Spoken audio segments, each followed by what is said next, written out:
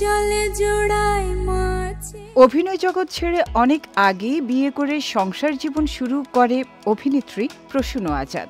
প্রসূনের ফুটফুটে এক সন্তানও আছে। স্বামী সংসার নিয়েই বেশ ব্যস্ত এই অভিনেত্রী, তবে সামাজিক মাধ্যমে নিয়মিত প্রসূন। 4 সেপ্টেম্বর প্রসূন তার ফেসবুকে নিজের স্বামী ফারহান গাফফারের সঙ্গে একটি ছবি প্রকাশ করেছেন। সেখানে ব্যক্তিগত কথার পাশাপাশি লিখেছেন অভিনয় থেকে সরে যাওয়ার কারণ। প্রসূনের কথায়, সবার সবকিছু ফাঁস হয়ে যাচ্ছে, তাই আমি নিজেই আমার গোপন তথ্য ফাঁস করতে চলে এসেছি। এরপর স্বামীকে সুগার ড্যাডি সম্বোধন করে লিখেছেন, এটা আমার সুগার ড্যাডি, যে আমার জীবনে আসার পর আমি কাজকর্ম বন্ধ করে দিয়েছি।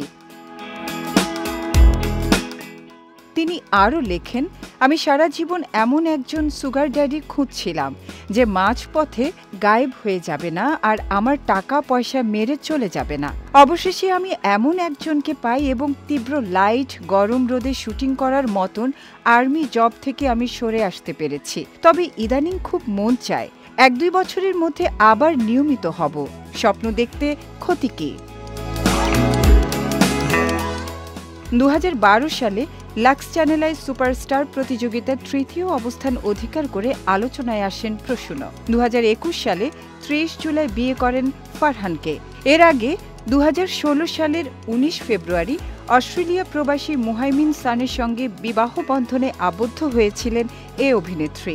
1.5 বছরের ব্যবধানে দাম্পত্য জীবনে ইতি টেনেছিলেন তারা।